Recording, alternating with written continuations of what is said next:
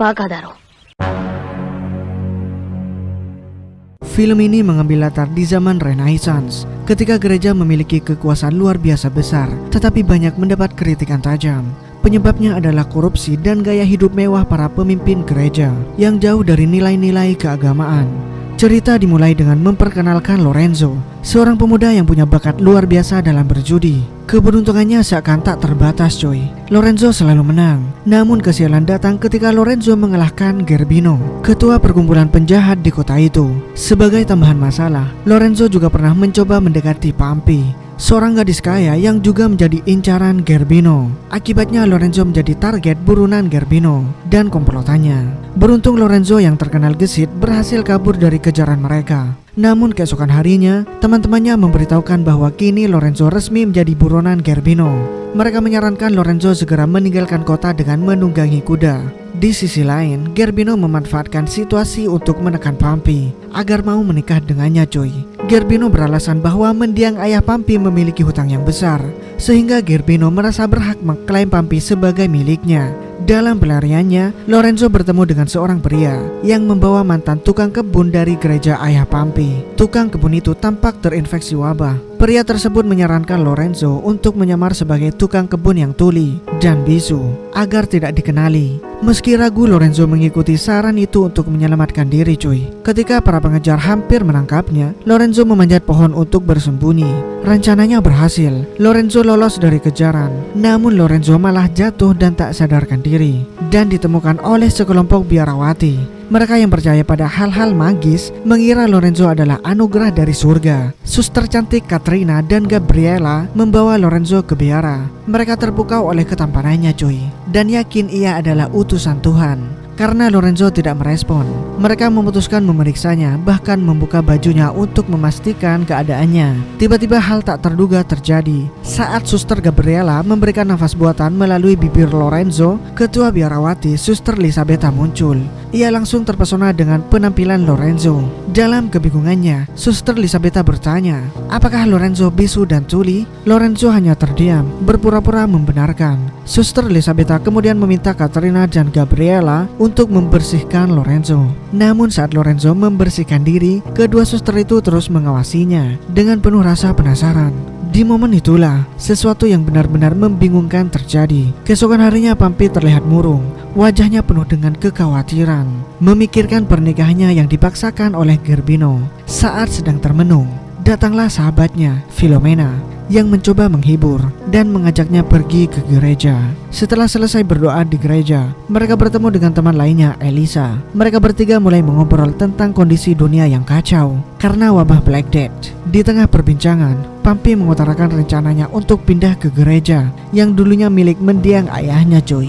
Pampi juga menceritakan pernikahan yang akan dipaksakan oleh Gerbino karena hutang besar yang ditinggalkan ayahnya. Elisa yang mendengar cerita itu tampak terkejut. Dengan nada sedikit menyindir, Elisa berkomentar bahwa jika saja Pampi memberikan segalanya kepada Lorenzo, mungkin Lorenzo tidak akan meninggalkannya. Sebaliknya, Filomena yang lebih taat dengan agama mengingatkan Pampi bahwa menjaga kesucian adalah hal yang penting sebelum nikah. Tak lama kemudian Gerbino muncul. Dengan aura otoriter, Gerbino memperingatkan semua orang untuk berhati-hati terhadap wabah yang semakin menyebar. Tapi di balik itu, Gerbino mengancam Pampi secara langsung, mengatakan bahwa Gerbino tidak akan segan-segan menghabisi Lorenzo jika Lorenzo muncul lagi. Terdesak oleh situasi, Pampi membuat keputusan yang besar.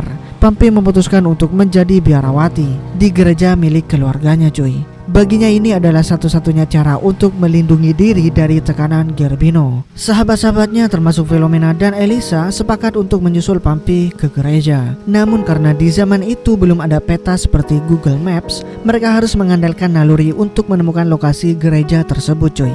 Sementara itu di gereja, Pampi mulai menjalani kehidupan barunya sebagai biarawati. Saat sedang menyesuaikan diri dengan lingkungannya, Pampi tanpa sengaja melihat Lorenzo bekerja sebagai tukang kebun di sana cuy. Perasaan kaget dan bahagia bercampur menjadi satu. Para biarawati memberitahu Pampi bahwa Lorenzo dianggap sebagai anugerah dari Tuhan karena Lorenzo tuli dan bisu. Namun kebahagiaan itu tak berlangsung lama. Keesokan harinya saat Lorenzo sedang bekerja, seorang biarawati yang sudah terbiasa memperhatikan Lorenzo memanggilnya untuk membantu mencari sesuatu di semak-semak. Sayangnya, Pampi melihat kejadian itu dari kejauhan. Pampi salah paham dan merasa kecewa pada Lorenzo. Di tempat lain, Garbino dan sekutunya sedang berlatih pedang di rumah megah milik keluarga Pampi. Tiba-tiba seorang pria yang bernama Count datang, dan dengan percaya diri, Count menyatakan niatnya untuk melamar Pampi, bahkan mengira Garbino adalah ayahnya. Mendengar itu, Garbino nyaris kehilangan kendali dan ingin menghabisi Count di tempat itu. Namun Garbino mengurungkan niatnya. Setelah melihat penampilan Count yang tampak bukan orang sembarangan, Garbino pun dengan dingin mengatakan bahwa Pampi sudah tidak tinggal di sini lagi. Sebelum pergi, Count mendapatkan informasi dari seorang pelayan tentang keberadaan Pampi. Dengan informasi itu, Count segera bergerak bersama pasukannya untuk mencari Pampi ke lokasi gereja. Setelah selesai bekerja, Lorenzo kembali ke kamarnya untuk beristirahat. Namun tak lama kemudian dua biarawati datang membawakan makanan. Lorenzo tetap berpura-pura menjadi bisu dan tuli, berusaha menjaga perannya dengan baik. Namun kedua biarawati itu tidak hanya datang untuk mengantarkan makanan. Mereka mengaku diam-diam mengetahui apa yang terjadi di kebun bersama salah satu biarawati lainnya. Dengan penuh harap mereka ingin mengalami hal yang sama seperti yang mereka bayangkan sebelumnya. Lorenzo hanya duduk diam, tetap memerankan dirinya yang bisu dan tuli. Namun suasana perlahan berkembang menjadi situasi yang sulit Lorenzo hindari, sesuatu yang di luar kendali. Sementara itu, Elisa, Filomena, dan pacarnya, Dioneo, Gino, paman Roger, dan seorang pendeta sedang dalam perjalanan menuju gereja tempat Pampi berada. Sepanjang perjalanan, Filomena dengan bangga menceritakan bahwa ia dan Dioneo telah menjaga kesucian mereka dan tak pernah melakukan hal-hal yang melanggar sebelum menikah. Namun ketika kelompok itu terpisah, Dioneo dan Gino bertemu dengan beberapa penduduk desa yang menawarkan sesuatu yang mereka sebut segar dan nikmat untuk dicicipi. Dengan rasa penasaran, keduanya memutuskan untuk mengikuti penduduk desa itu. Setelah sampai di tempat yang dimaksud, mereka menemukan sebuah peternakan yang ditawarkan ternyata adalah susu sapi segar yang bisa dinikmati secara langsung dari sumbernya. Awalnya mereka hanya menikmati susu tersebut, tetapi situasi perlahan berubah menjadi hal yang tak terduga. Saat mereka sedang menikmati momen itu, tiba-tiba Filomena datang dan memergoki mereka. Filomena langsung marah besar kepada Dioneo. Dioneo yang bingung hanya bisa beralasan bahwa Dioneo sedang menikmati susu sapi segar. Di gereja, Pampi yang masih diliputi rasa cemburu dan amarah diajak oleh seorang biarawati untuk membawa air ke tempat Lorenzo. Saat bertemu Lorenzo, emosi Pampi memuncak dan Pampi langsung menyiram Lorenzo dengan air yang dibawanya coy. Lorenzo yang masih berpura-pura bisu dan tuli tidak menyadari bahwa yang menyiramnya adalah Pampi. Setelah insiden itu, Lorenzo dibawa ke kamar kepala biarawati. Di sana situasi kembali berkembang menjadi sesuatu yang serupa seperti sebelumnya, menambah kerumitan yang terjadi di dalam gereja itu. Sementara itu, Count dan pasukannya sedang dalam perjalanan menuju gereja untuk mencari Pampi. Namun perjalanan mereka diketahui oleh Garbino. Garbino pun menghadang mereka di tengah jalan, berharap bisa menghentikannya. Namun sayangnya untuk Garbino, pada zaman itu tidak banyak yang memahami senjata api, dan Count yang memiliki senjata api memanfaatkan itu untuk mengalahkan Garbino dan pasukannya cuy. Di sisi lain, sahabat-sahabat Pampi yang sedang beristirahat menghadapi kejadian tak terduga. Dioneo tiba-tiba mengigau saat tidur, menyebutkan nama dewi-dewi sambil menceritakan kegiatan seru dalam mimpinya. Hal ini tentu saja membuat Filomena kesal dan marah, menambah ketegangan di kelompok mereka. Kembali ke Pampi yang sedang mengawasi Lorenzo bekerja, Pampi merasa risih dengan fakta bahwa para biarawati lain mulai mendekati Lorenzo, dan Pampi tak ingin pria itu menjadi bahan perhatian mereka cuy. Setelah Lorenzo selesai bekerja, Pampi membawa makanan untuknya. Namun Pampi tak ingin Lorenzo mengetahui bahwa Pampi yang datang. Pampi menutupi wajahnya dengan kain dan dengan hati-hati menutup mata Lorenzo tanpa berkata sepatah kata pun. Mereka lalu berciuman cuy. Dan setelah itu Pampi meninggalkan Lorenzo begitu saja.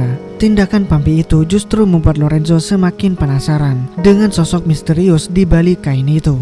Di perjalanan, Filomena semakin kesal dengan sikap pacarnya Dioneo. Filomena merasa Dioneo sudah terlalu banyak berbuat ulah. Jadi Philomena memutuskan untuk menghukumnya dengan menyuruhnya berjalan kaki. Namun Dioneo yang sudah muak merasa tertekan, akhirnya memutuskan untuk pergi meninggalkan Philomena. Tak ingin sesuatu yang buruk terjadi dengan pacarnya, Philomena pun mengejarnya dan mengikuti Dioneo masuk ke hutan. Dan saat mereka sedang merasa nikmat-nikmatnya, tiba-tiba mereka dikejutkan oleh kehadiran sekelompok bandit hutan yang menangkap mereka. Mereka dibawa ke markas bandit dan ternyata teman-teman mereka juga sudah ada di sana coy, termasuk Elisa. Ketua bandit yang terlihat ganjil itu memberitahu Philomena dan Elisa bahwa jika mereka ingin diperlakukan seperti ratu, mereka harus melakukan hal-hal yang tak terduga bersama sang ketua.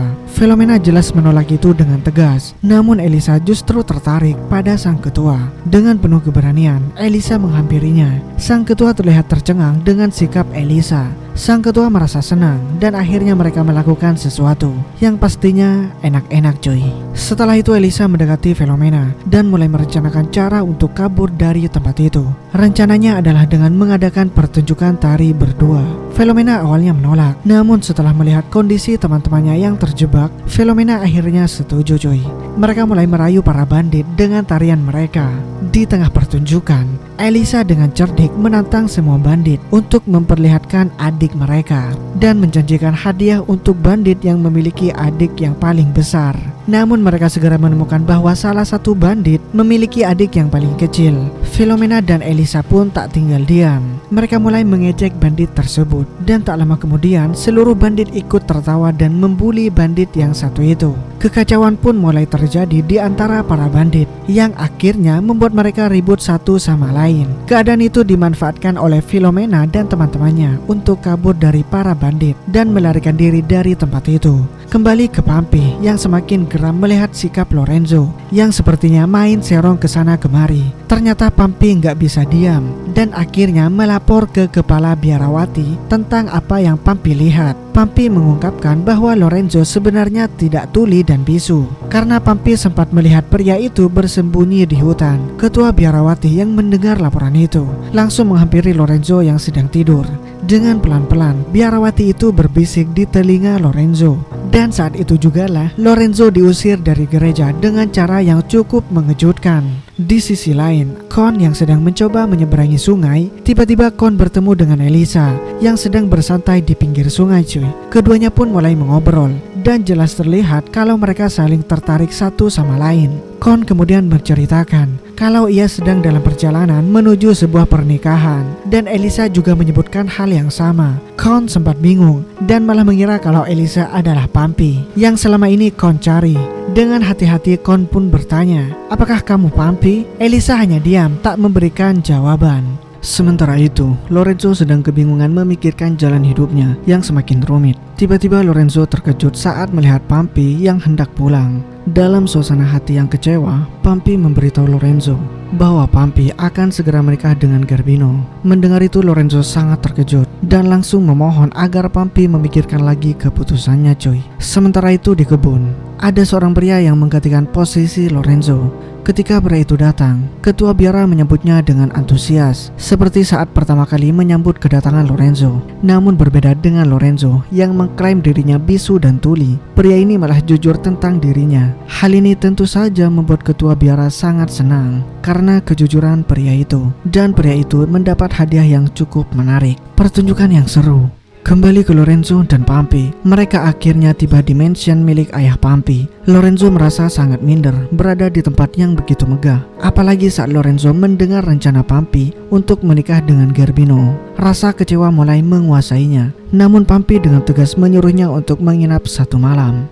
Saat makan malam, Lorenzo dengan jujur mengungkapkan perasaannya yang sebenarnya. Lorenzo bilang kalau Lorenzo jatuh cinta dengan seorang biarawati misterius yang Lorenzo temui di gereja. Tanpa menyebut nama, Lorenzo menggambarkan sosok itu sebagai wanita yang selalu membuatnya merasa nyaman dan bahagia. Pampi yang mendengar itu langsung sadar kalau Lorenzo sedang bicara tentang dirinya coy. Dengan penuh keyakinan, Pampi pun akhirnya mengakui kalau Pampi adalah biarawati yang dimaksud. Kalau kamu masih ingat saat itu, mungkin kamu bisa membuktikannya lagi, kata Pampi. Lalu Pampi mengingatkan Lorenzo supaya Lorenzo bisa mengenali kembali sentuhan itu. Namun tepat saat itu Gerbino datang bersama pasukannya. Melihat Lorenzo yang berani mendekati Pampi, Gerbino langsung berniat untuk menghabisi pria itu. Tapi Pampi dengan cepat menghentikan niat Gerbino dan berkata kalau Pampi bersedia menikah dengannya. Akhirnya Lorenzo pun dikurung di penjara bawah tanah. Pampi yang marah langsung menyuruh Gerbino untuk segera melepaskan Lorenzo. Gerbino bilang akan segera memanggil pendeta untuk pernikahan mereka. Setelah Lorenzo dibebaskan, ternyata pendeta yang dipanggil itu adalah pria yang menggantikan posisi Lorenzo sebagai tukang kebun beberapa waktu lalu. Pampi dan Gerbino pun melakukan sesi konseling pengakuan dosa bersama pendeta itu. Pampi mulai menjelaskan hubungan tersembunyinya yang Pampi miliki dengan Lorenzo. Pampi bilang sebenarnya Pampi tidak ingin menikah dengan Gerbino dan meminta pendeta itu untuk membantunya. Namun pendeta itu malah menyarankan Pampi untuk tetap bersama Gerbino. Pampi yang merasa tak punya pilihan akhirnya mengikuti saran pendeta. Sementara itu, Gerbino justru mengakui segala kebejatannya dari merampok hingga membunuh banyak orang. Mendengar pengakuan itu, pendeta mulai mencari cara agar Pampi tidak jadi menikah dengan pria seperti Gerbino. Pendeta itu pun memberi syarat yang cukup berat. Jika Gerbino benar-benar ingin menikahi Pampi, maka pada awal pernikahan, Gerbino harus menahan nafsunya selama 30 hari untuk mensucikan dirinya dari segala dosa yang telah Gerbino perbuat. Sementara di hutan, Lorenzo yang hendak dihukum mati oleh dua pasukan Gerbino tiba-tiba mendapat tawaran mengejutkan. Pasukan itu mengaku sebenarnya mereka tak ingin jadi pembunuh dan bersedia melepaskan Lorenzo asalkan Lorenzo bersedia menyimpan rahasia tentang mereka. Tiba-tiba Count datang dengan kudanya dan bertanya kepada Lorenzo tentang lokasi mansion milik ayah Pampi. Lorenzo yang tidak tahu siapa Count dengan polosnya memberitahukan arah yang dimaksud. Count pun berterima kasih padanya. Lalu tibalah hari yang ditunggu-tunggu, pernikahan Gerbino dan Pampi yang dipimpin oleh pendeta tukang kebun. Namun pendeta ini dengan sengaja memperlambat prosesi pernikahan dengan melakukan hal-hal yang tidak penting. Gerbino yang merasa dipermainkan langsung menodongkan pedangnya pada pendeta itu. Akhirnya pendeta itu terpaksa menyatakan bahwa mereka sah sebagai suami istri. Tiba-tiba Count muncul di sana. Count datang untuk balas dendam karena pasukannya telah dibantai oleh Gerbino. Lorenzo yang baru saja tiba ikut terlibat dan karena Count membawa senjata api, Gerbino pun mundur. Lorenzo melawan anak buah Gerbino dan melihat itu sebagai tanda bahwa Lorenzo ada di pihak Count. Mereka pun sepakat untuk melawan Gerbino bersama-sama. Aksi kejar-kejaran pun terjadi dan satu persatu anak buah Gerbino berhasil dilumpuhkan dan Count akhirnya berhasil melumpuhkan pedang Gerbino. Lorenzo yang tidak ingin langsung membunuhnya meminta izin untuk berduel pedang dengan Gerbino di pinggiran sumur yang besar dan dalam. Jika ada yang jatuh ke dalamnya mereka akan tewas. Adu pedang pun dimulai. Mereka bertarung sangat sengit di sana dan akhirnya Lorenzo berhasil mengalahkan Gerbino. Pampi yang baru saja resmi menikah beberapa menit lalu kini telah resmi menjadi seorang janda. Pampi mendekati mereka dan Count pun mengajak Pampi untuk menikah. Namun Pampi dengan sopan menolaknya. Awalnya Count merasa kecewa setelah semua perjuangannya yang telah Count lewati. Tapi saat Pampi membuka penutup wajahnya, Count akhirnya tersadar kalau Pampi yang Count maksud adalah Elisa, wanita yang ia temui di sungai. Elisa pun muncul dari belakang Pampi dan karena mereka sudah saling jatuh cinta, Count akhirnya memilih Elisa. Di saat yang sama Lorenzo sudah pergi dari tempat itu. Pampi langsung mencari Lorenzo dan tak lama ia menemukan Lorenzo. Dan film pun ditutup dengan Pampi yang kini siap untuk menikah dengan Lorenzo. Dan film pun berakhir. Oke cuy, thank you buat kalian yang sudah menonton video ini sampai selesai. Dan di sini gua cabut dulu cuy. Dadah.